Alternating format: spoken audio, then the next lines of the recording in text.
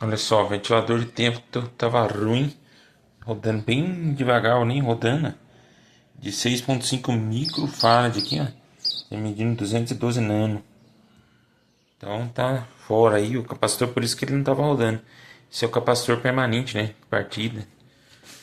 Ele com a capacitância vai mudando, provavelmente esse. Eu ainda não entendi ainda, mas tem um tipo A aqui e tipo B.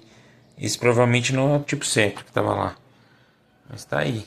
O vídeo improvisado aqui de casa aqui, ó. Tô mexendo. Depois eu vou ver essa outra fermentinha aqui.